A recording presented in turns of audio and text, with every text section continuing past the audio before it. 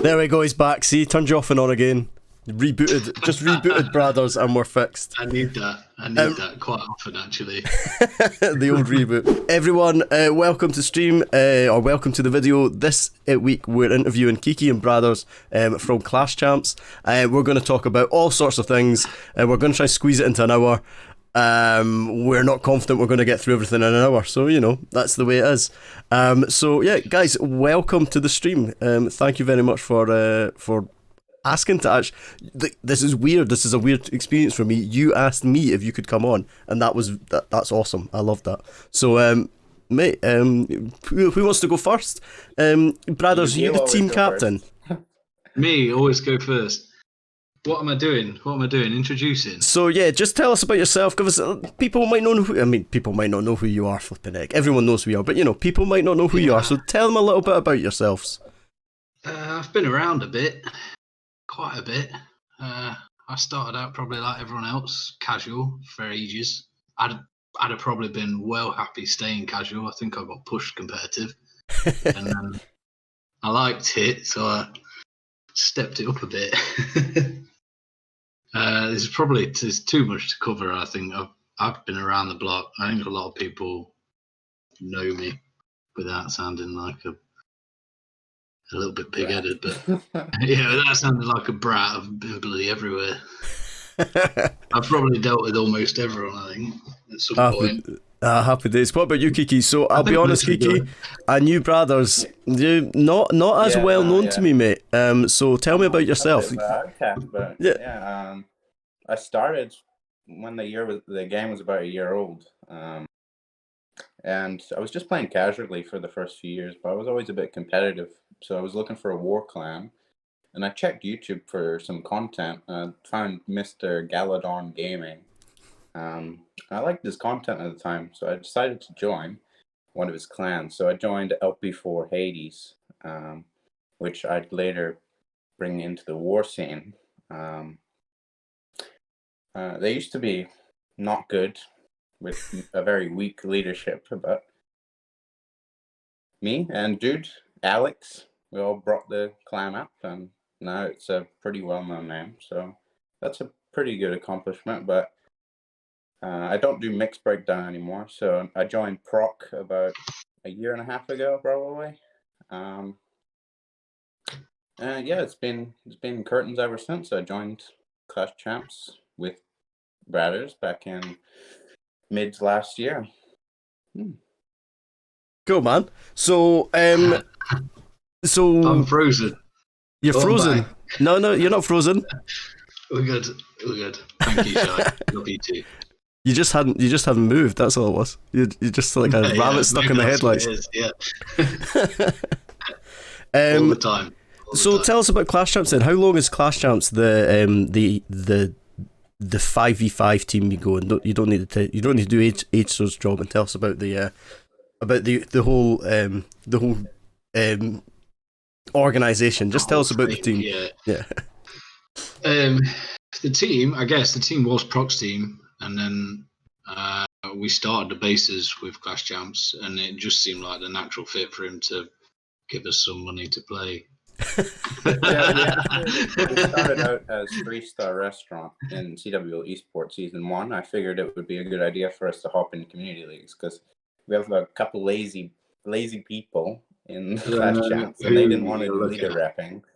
So I decided to do leader repping, so I came up with the name 3-star restaurant. But I pitched to Brothers, who was already the lead base builder for Clash Champs at the time, to message Alistair and say if he's interested in making a pro team, and it's all history. So made it happen, and now we're Clash Champs.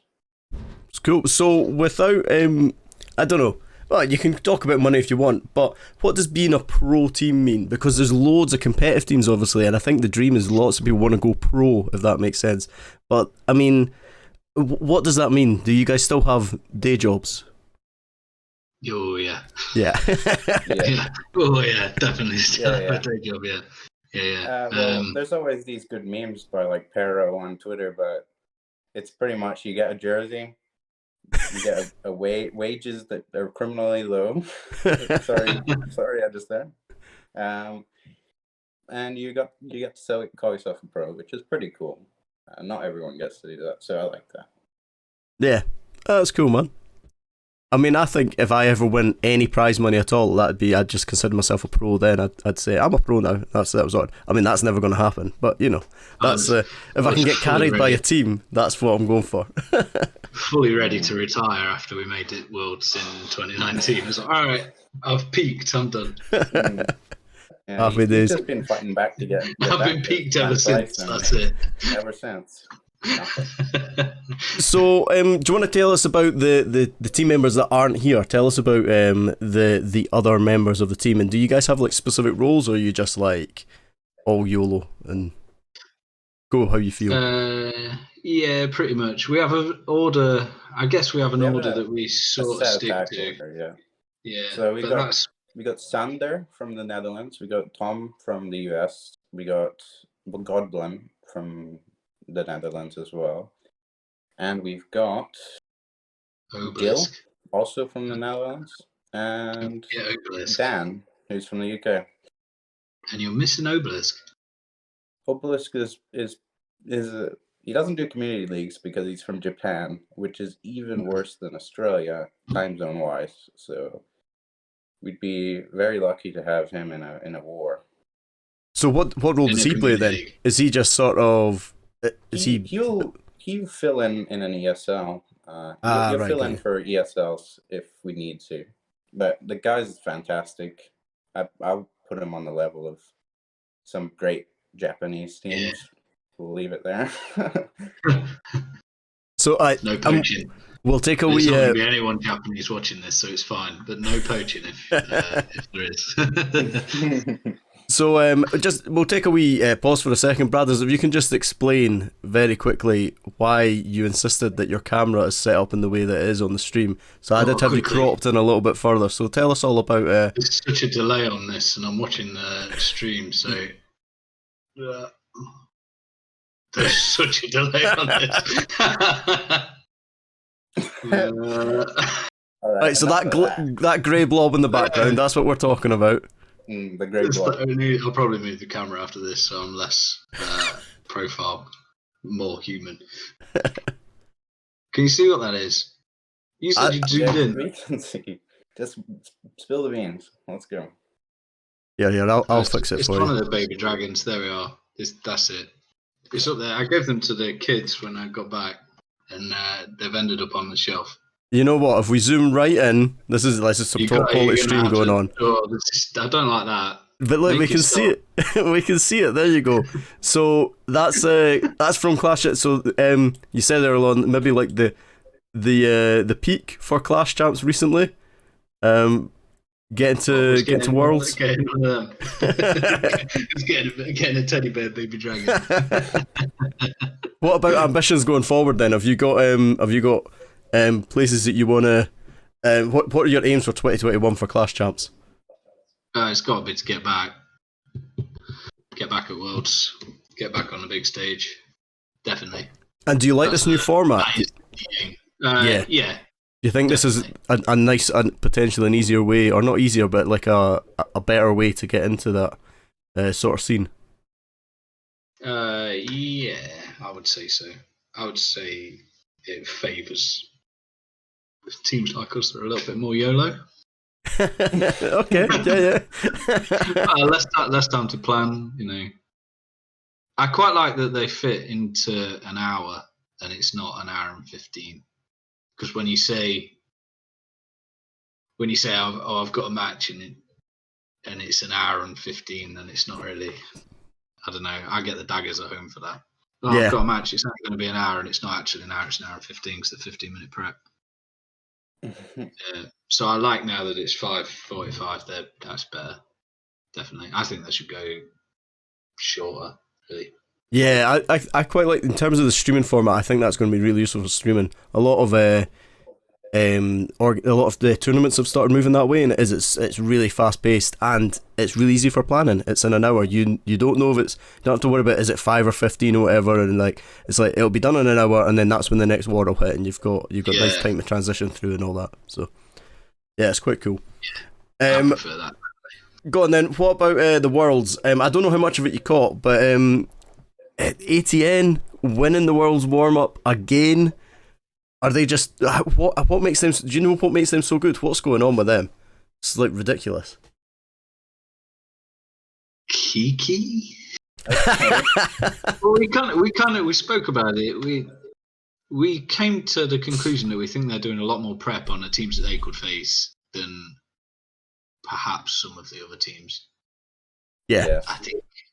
So they've done their research and homework. They're doing more research. Live stream interview with Ast, and he was saying that they built bases specifically for Nishang Dance.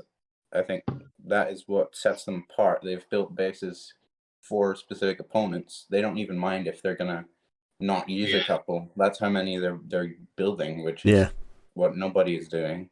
Like I know HD Family ran a lot of bases as well. They just ran out, I guess.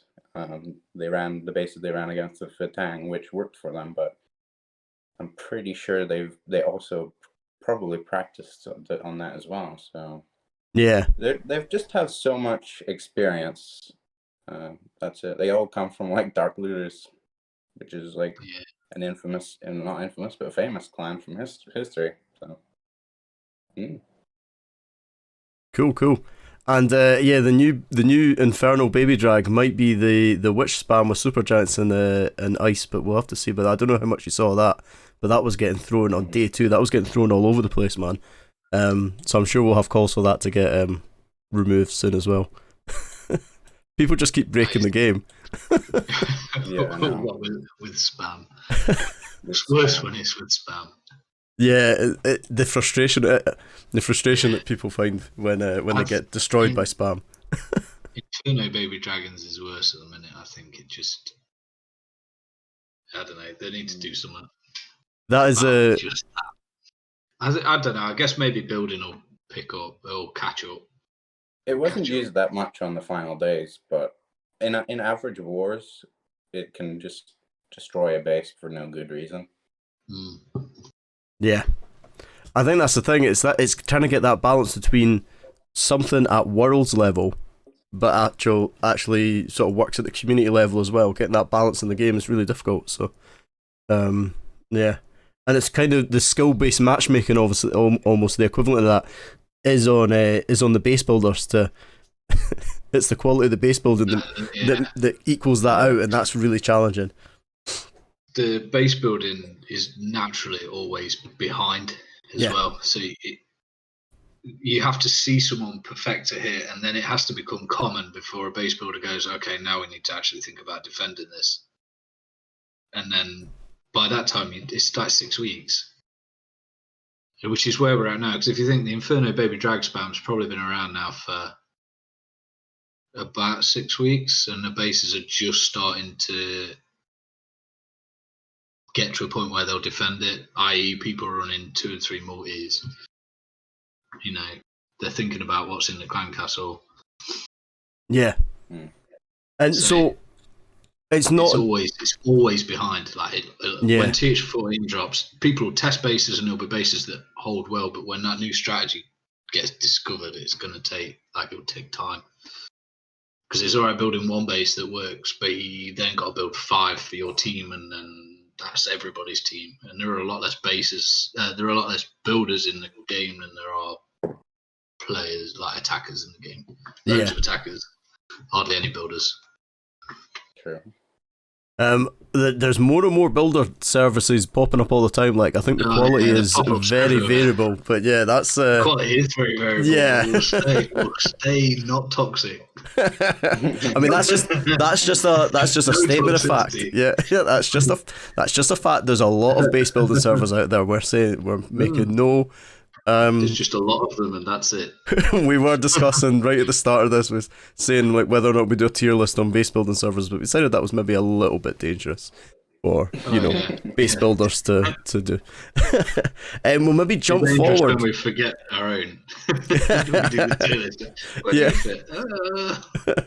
We're in like this other tier. Yeah. Well, we talk a little bit about base building then. We seem to have naturally bounced onto that. So, see when you're going for when you're building a base, obviously that's you're both pro base builders as well. What's the process that you go through? Like, where do you start? Because that's kind of as far as I get when I build a base. I'll go, I'm going to build a base, and I go, I don't know where to put the town hall, and that's it. And then I give up, and I go and buy one. So, I like to start with things that I know that work, like a compartment or something, whether that's like a town hall compartment or an inferno compartment or like maybe a scat shop compartment or a combination of the two. So I'll start with that, and then I'll probably pretty much just build bits around. Like I'll compartmentally build and add bits to that bit that I know that works, and then I'll test it, realize it's trash, and start again the day after. And is it like a whole day for a base to build a base? Is that so? Nah, I probably knock one out in about half an hour. Like a ESL style base, for about half an hour. And then obviously there's testing on top of that. Normally, actually, I'll build a skeleton and then I'll leave it for like a day or a few hours, and then I'll come back to it and I'll look at it and go, and I'll move bits around and then finish it from there. But I don't really go straight through from start to finish, unless someone's asking for a video. But yeah, they get what they get when they ask for that. Kiki, what about you? Do you go through a similar process, or you go like a? Yeah. I like to start with the town hall and start branching off from there. It's important to know the ranges, especially of the queen, and the pathing they'll take. There's a lot of base building do's and don'ts with the wall placement, especially because leaving an easy super wall break will just leave you susceptible to a lot of entry. So I'd give that as a tip. Just focus on the walls. Focus on walls. Hey, that's like a building tip as well. Focus on walls. Everyone always neglects walls. What about you, brothers? Have you got any top tips as well, brothers? I just don't use the walls. I just leave them. Just let them walk through. I would say if you're looking to get into building, there's a base building server. There's free. The people that run it for free. It's all voluntary. There are people on there that are classed as pros that will review any bases that you do and help you improve them until they're at a point where you can actually maybe use them. So if I was looking to start building, I'd get on there. There's loads of guides on there as well, and it might sound a bit weird, but a lot of the Town Hall 9 guides have got how to place traps in them, which aren't covered in the Town Hall 13 guides, because all of the Town Hall 13 guides started out as Town Hall 9 guides. So a lot of the traps placements haven't changed since Town Hall 9. Like spring trap placement has been the same since spring traps since they were invented. Yeah, since they were invented, that's never changed. So a lot of that information isn't in the Town Hall 13 guides. It's way back when in the Town Hall 9 guide. So it is worth looking. Just get as much information as you can on traps, and then. And I've got one more on base building. Hardest strategy to defend just now, and I know that eye drags are the most annoying. But are they the hardest to defend against, or is it just because they're newer that they're looking so strong? Well, we both have different answers here. I think that super witches are the most annoying to defend against, because you either kind of have to go purely against super witches or against all other strategies, because you kind of need to get the healers off the super witches, which is the main thing that you want to happen to make them die. Otherwise they don't die, and then it's just a matter of time. And as a base builder, being 3-starred in a matter of time is not the most consistent defending strategy. And what's Chris / Bradder's idea of a hard strategy? Well, I'd go with a low, because I think if you get someone that knows how to low properly, then they get any base down. Every base will go down with Lalo if they choose the right entries. The right entries, the right Sui, and then there's no base left. It's going to go down. Yeah, no, that's a fair point. It's maybe not the most commonly used strategy, the lower skill level, because it's such a high skill level, but it's such a strong attack, isn't it? Yeah, that's what I mean. In the right hands, it's really difficult to defend when you're playing against someone that knows how to use it properly. Yeah, that'd be my answer, I think, to that. Cool, man. Happy days. Right, well, I've got some viewers' questions here. I think there's been some in the chat as well. Nedstar, here's a quick one from Nedstar. Is Kiki's surname D? I think Nedstar thinks he's funny. But there you go. No. What else have I got? Do you think this is a bit of a talking one? This could go for it. Do you think the meta at Town Hall 13 is broken? If so, what should Supercell do to solve it? And also, I would take to be a base build on the current meta. That's what someone has said. I don't think it's so much broken. I think there are things that they can do to make it a little bit more balanced, but I'd say it's better than it was 2 months ago, and I think it's better than it was 4 months ago. So Agree. It's definitely getting we're in better. an okay spot. It's kind of weird, the meta, because we are either seeing like 15 or 12 in some cases. Yeah. It's just really strange. And like, but that's better than when it was spam, I feel, which is never a great sign. But it's okay. It's not too bad right now. And what do you think they should do to solve it, or do you think that it's sort of like they've actually made some nice little tweaks? Our answer is definitely add more traps. Add more we traps. Need more traps. Yeah, we were looking at the shrink trap. Maybe we need that back. No. Okay. No. Maybe not that one. That was on the toxic list we were going to do. That ruined the game for like the full 2 weeks that it existed, and then they got rid of it forever. And he hasn't come back since. Good. We've got one specific from Kiki from Krunk saying, "How do you make your crazy time zone work?" For people that don't understand, that don't realise, Kiki, despite the camera quality looking so amazing, Kiki's actually calling all the way from Oz. So, yeah. So, what time is it right there just now? I think it's 6:30 a.m. Madness, man. Basically, practice. I used to have a job where I used to have to get there for 6 a.m. So it wasn't too bad. With mixed breakdown, I used to have to get up at the end of war to do the attacks, because you had to wait all war to do the attack at 6 a.m. as well. So it's not too bad. The Australian summertime time zone is not as bad as what we're about to go into, the time zone we're about to go into, because how it converted in December and beyond, backwards beyond, I don't even know what that word is, was 8 p.m. BST, GMT actually, was 7 a.m. So it wasn't too bad. It's 7 a.m. 7 p.m. is 6 a.m. So that wasn't too bad, but you guys are going one forward. I think we're going one behind, something like that. Right, it will okay. only be a 9-hour difference. So your guys' 8 p.m. will be my like 5 a.m. or something. So it's going to be more difficult in this coming stretch, which it'll be okay. We'll deal with it. So the difference between 5 a.m. and 6 a.m. is just a routine, really. That's I struggle to get up for work, so yeah, it's incredible. You must be a morning person. I'm a night person. Like, I stay up late as opposed to getting up early.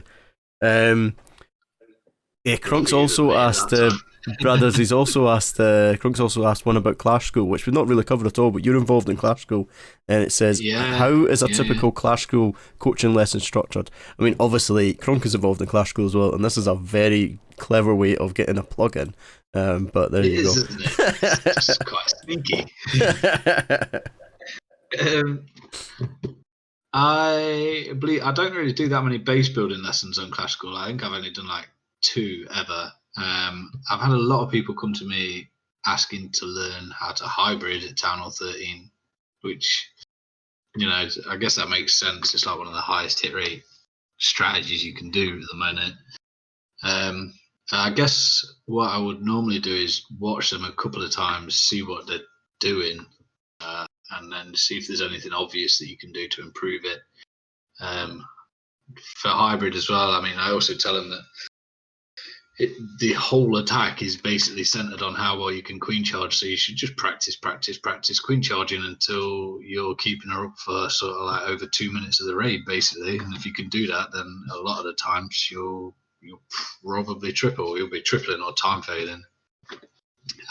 There was one I did last week. He wanted to learn hybrid, and I was watching him. His queen charging was looking pretty good. I mean, he was getting his rages down, Coco Loons on him. He was wall breaking in at like sensible places. And then I watched him hybrid, and he was like 1 finger dropping every single miner, and then he 1 finger dropped every single hog afterwards.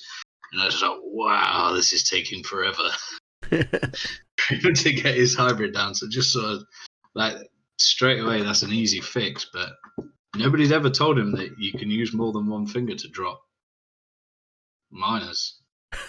And so I guess for him, it helped him. I mean, he started tripling after that. What's the quality? Does the quality vary in the type of people that you get, or I mean, yeah, not asking you to start people, or like, do you have people come with you like have very little attacking experience, or do they all tend to be sort of quite war focused and they just want to sort of tighten up things? A lot of them are sort of borderline competitive, like borderline really competitive. They're like, I would say, like high champ players. So we're talking like champ 1, champ 2, champ 3 players that have never done community leagues, but they're still, I mean, like champs in Clan War leagues is still the sort of top of the game, isn't it? So they're casually competitive, that's what I would say, and they're looking to go next step, get into 5Vs and things like that, most of them. Cool, man. So, we've got more. We've got H-Star has dropped a couple in here, the main man in Clash Champs. He's sort of asked, but we kind of talked about the current meta as well, but what changes would you like to see made in the game to make it more competitive? Is there anything that it's like, if they could change one thing, what would you like to see? I think he's led me down into this, because we were talking about this a couple of weeks ago when the New Worlds format was released, and it's 5-minute prep now, 45-minute war, and then it's alternating attacks from 37 minutes into the end, right? I think to make it more competitive, they should do it so that you only get to see one base at a time, and you only get sort of 3 minutes or 4 minutes sort of thing to plan on that base. So the time that you get to scout the base should be as little as possible, but still enough time that you can make a unique army for the base. So more time than Legends, so more than 30 seconds. Yeah. But and have flexibility in your army. More time than Legends, but have some flexibility. Yeah. Yeah, this is it. So it needs to be as little time as possible, but enough time so that you can actually create a unique army for that base.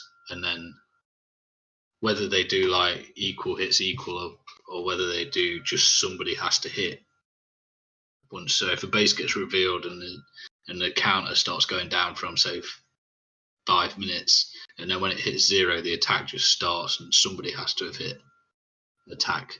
I don't know. Yeah, that's quite cool. But I think to make it, because I think that would also balance the hit rates. I think that'd bring the hit rates down, which would mean that the massively favoured offense that we've got right now would be sort of, you could deal with the slightly unbalanced meta that way instead of adding traps or nerfing troops or whatever. You know what I mean? What I mean? I had an interesting chat on Twitter. I said something on Twitter to deliberately try and invoke a response. I was talking about like perfect wars or when the meta's broken and not before then. And what someone ended up coming in with was like a really quick fire, sort of like almost like 30-minute wars, like really quick wars. Everyone's hitting at the same time to make it quite like esports, but it's like best of 5 or something like that. So the matches are getting replayed again and again. Almost like these sort of competitive rounds, almost like CS:GO. Do you know what I mean? I thought that was an interesting concept and something totally different. But Kiki, have you got any thoughts? Sorry, man, just cut you out of the. You're gonna need a lot of bases for that. I mean, Yeah. Clash champs, but Jesus, you're gonna churn through bases with that format. Yeah, that's what Godwin's saying. Realistically, you probably can't do that because I mean, sometimes we're playing like we'll be doing 2 league matches in one night, and there's only 6 base slots if you've not paid for the extra ones. So that you could only do 1 match with that, with fresh bases, and then if it's streamed and your next opponent's watching the stream, like they'd be smart to do. The meta would have to shift to editing traps all the time. Yeah, and probably bases, but then you bring in the fact that someone can build a base and practice on it. If that was the case, if there was no cooldown on the bases anymore. Yeah. Someone's just said, there's Summers in the chat. Summers, one of my teammates in the UK War Tourney. He's a wee bit of a builder himself. He's saying, what new trap concepts would you like to see added to the game? You got any? Obviously, we cover shrink trap, so not that, or maybe that. Nope. Kiki likes that. Brothers doesn't. No. It's too OP. Well, we think there should be more invisible defenses. I think that could be a good idea. The size of the Tesla, but it doesn't need to do exactly the same as the Tesla. We were looking at ways that we could make the new trap focus only on air, or only on ground, or only on splash damaging troops, or only single targeting. But we're not too sure. I was also looking at like specialized Teslas, or like ones that have electric powers, or a cooling field, or explodes after it dies, or something. Just something a bit different. It's weird because that's the only way we talked about that earlier. You can really see. You can really build against a strategy, because at the moment you can see a lot of the base straight off the bat. Yeah. I always thought that'd be pretty brutal if like you didn't know what direction the sweeper was pointing until you attacked it. I think that would be like that would make that sweeper so strong and so scary. Oh yeah, it'd break it, but you know that'd destroy Lalo. Yeah, I know. If sweeper was like half trap, yikes. We were looking at changing skeleton traps to trigger to whatever troop it hits first. So if air hits it, it will go to air. If clean charge hits it, it will go to ground first. Instead of switching, because then you're like trying to balance what traps you want, and it makes one stronger than the other because it's like ground or air. But yeah, it's still work in progress. We're not the developers, unfortunately. What about you, brothers? Was that sort of you got? Yeah, that covers. We spoke about what Supercell might be likely to add in Town Hall 14, and Kiki's basically just covered everything we talked about. But we also said that it'd be too much of a tangent for this sort of streaming that we wouldn't talk about what they might add. We're about to go on that. So we broke that. Sure. We haven't even touched the Town Hall yet. Yeah, well, whether it actually happens, I was convinced after everybody that I've spoken to that seems to be convinced that was going to happen today. But yeah, I thought it was happening after World's warm up. I brought a video out the other day saying Town Hall 14's coming. It wasn't intended to be quite so clickbaity as it was, but you know, maybe next week or maybe next month. I think is probably what we're thinking. It'd be madness if it wouldn't be madness. But it'd be pretty bizarre if they brought it out in the middle of the world cycle. Is that? Do you agree? Or they've done it before, though, haven't they? I'm sure they've done it before. They brought Blizzard out in the middle of the Clan War Leagues. I remember that. That was in December. It seemed like it was late by like 4 days. So whether we get it midway through this Clan War Leagues, I don't know. Imagine that though, you in Champ 1 going for one of the top spaces, and then Town Hall 14 drops on day 4. And yeah, and suddenly you're up against all these people that have spent all the dollars on the bases. People that have spent the gems, and people that are like, nah. Suddenly up against a level 80 king and queen. That's coming. Big Vale thinks it's June or July. In the World's warm-up. I remember a few years ago, he held up a piece of paper that said Clan War Leagues or something. So I thought they'd do something like that as well, like World or Town Hall 14 coming soon, or like at least new update in April or something. But nothing. Yeah, there'll definitely be. It's got to be April. It's got to be, because they do one every quarter. The summer ones, the night mode, build a base, whatever you want to call it. It's got to be April or May, and it's just that May. See that May world cycle is just gem the turn is just for like, right, okay, this is the money bags qualifiers, and then after that you've got all the play. Yeah. Yeah, they won't do that, surely, but they've done it in the past. It hasn't stopped them before. No, that's true. More people will spend more money the closer they drop it to the first qualifier. With all the qualifiers last year, they kept dropping an update the week before, and the amount of base testing people were doing was insane.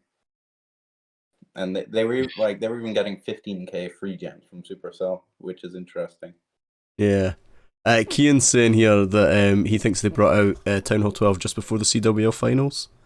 I bet CWL, that's a community league though, so yeah, Supercell doesn't not bothered about that. You I remember they that. tested out a Town Hall in one of the Clan War League Champions War League finals. The top couple Town Halls was the new Town Hall, so that was pretty interesting. That one, I think that was Town Hall 12. You got to remember that Supercell then made their own version of a league called Clan War Leagues and used the exact same acronym as the community league. Yeah. I knew it'd be They must care about that a lot. Yeah, that was pretty brutal. So I remember one of the admins of CWL back in the day telling me that they couldn't use Clan War Leagues because if they implement something, they'll use that name. So they had to swap to Champions War League. It used to be called Clan War League, the CWL, but yeah. Chapman has just appeared in the chat, so we need to not say any more of that bad stuff we were talking about earlier about H-Tower, right? So we need to cut all that out. We'll just change it all back to, so just tell him about, he's a brilliant boss, yeah? Yeah, obviously. Oh yeah. So much diversity. I love him. I love him. Kiki, you went too far, man. You oversold that. You went too hard in there, man. No such thing. Suspicious now. What else have we got? Yeah, so honestly, when we were chatting about this, we actually talked about, we'll just spend the whole time talking about the update that's just dropped and all the new stuff and all the new toys. And then I had to sit last night and come up with a whole load of questions. And it turns out we've got loads to talk about. But I was like, I was so sure it was coming out today, this week as well. What do you want to see? Well, okay, actually, let's start with the main question that everyone wants to know. What colour do you think Town Hall 14 is going to be based around? See, that's the question that everyone wants to know. Okay, yeah, everyone thought that Town Hall 13 would be, or everyone had mixed opinions. But I heard a lot of green, like a gem based, or purple, but we just got blue again, so maybe we'll get blue again. Blue again. We're gonna just blue again. Just a different shade of blue. Yeah, that's what I'd go with. Lighter shade of blue. A lighter shade would go light blue. They've done a lot of the other colors. Maybe a throwback, like a Tunnel 9 Super Tunnel 9, but then to get Giga Expo like Tunnel 9 style. All black. There's loads of colours they haven't done. I mean, imagine like a yellow theme. No, it would bounce off the green so bad. I really like the green concept. I'd love orange. So you see, I don't know if you can see on the stream, but see down the bottom, I've got obviously my blue and my orange. It's inspired by the old the company I'm trying to get sponsorship of. So I just flash this around all the time, embracing the Iron Brew, and And so I'd love it. I'd love it if it was an orange Town Hall 14. I don't think it's going to be. Someone said white. White would be pretty. Actually, I like the throwback idea. I'd love Town Hall 9's my favourite looking one. I thought it just the black was such a cool design. And if you think about before that, you had all these sort of like orangey town halls all the way up, and then you had this like the black design. It was so cool. And it had the skull walls. Orange best. I think a throwback would be good. I don't really want to see blue again, but we might do. And what about the they seem to have gone down like this sort of big defense on top of the on top of the town hall. Do you think they'll go down that route again? Do you think they'll chuck a scatter shop on scatter shop? I don't think they're doing it either. I think it'll be a scatter or multiple small scatters or something. Mini scatters. Teeny like tiny 4 mini scatters that just all in different directions. Yeah, a bit maybe. Like maybe they've got like a sweeper. Sweeper quadrant. That's a bit far. I don't know about that. The spinning sweeper. In that quadrant. I don't know. Oh, like just a built-in NATO trap. It just moves around the base. It runs away from your troops. It's got wheels. The town hall has legs. Yeah. It's just I mean, genuinely, this is probably the sort of nonsense that they come up, they all talk about in concepts, and then it all gets chucked out. Like this. This is exactly how it happens. What about troops and all that sort of stuff? What have you got any new ideas for troops or anything like that? Or I think we could use another key troop like the Hog Rider or the Balloon. Like when they introduced the Lava Hound, that really brought a new Lalo to the scene. I think we could use a new strategy, like a whole new strategy. That would be pretty dope. It's difficult to do. I don't really know what mechanic they'd follow. I know they've probably been trying to look at some sort of trebuchet / slingshot siege machine or something, but beyond that, I'm not too sure. Yeah, it's I mean, I didn't think they had any new idea. Like I couldn't think of any new ideas, and then they brought out Yetis, and it was this sort of just a slightly different mechanic again. So it's really cool. I don't know how much Clash Royale you play, but it's probably something. Yeah. You can see it in the board meeting, can't you? He played it for about 2 months and gave up, but I played it for a couple of years, just casually though. I played it, and then they made all my cards weak, and I got frustrated, and I turned it off because I was just like, and I actually picked it up again about 6 months ago. Played it for a while, felt amazing, and then I got to my trophy limit, and then I was like, oh, okay, yeah, my cards are still terrible, and I'm getting battered by people 2 levels lower than me. Great, okay, I'm not playing this anymore. Tilted, or so easy. Just give up on it because it's a bit of a rage game. Like Clash of Clans, you can play for a while and it's not an issue, but Clash Royale, after 2 weeks, I'm really starting to get a bit mentally distraught by this game. It's time to quit. BV's asked if Kiki asked if you can try and sound more Australian. So I don't know if you want to try. Can you give us your best Aussie accent? I'm half Scottish, half French, so. Half Scottish, half French. There we go, mate. That definitely should have been the first thing that came out in the conversation. I should have been able to identify that. I like confusing you. I'd rather think about that. Happy days. So have you got? Is it a Scottish twang in the accent? Is that like from a parent or? Yeah, my mom's Scottish and my dad is French. That's how it works. Came to Australia. My stepdad is American. I spoke to a lot of Americans in Out Before Hades, and I spent a good 6 years there, so kind of adopted their colloquialisms as well. Ah, cool. That's awesome. We're getting pretty close to the end of the time. I don't know if there's anything else you want to say, want to talk about, anything else you want to get off your chest. Anyone, I mean, like, we've got Scud in the chat, we've got Big Vale. You want to throw shade at anyone? They can't really respond. It's great. It's your opportunity to just yell abuse at people if you want. You know, in a fun way. Not now the boss man's here.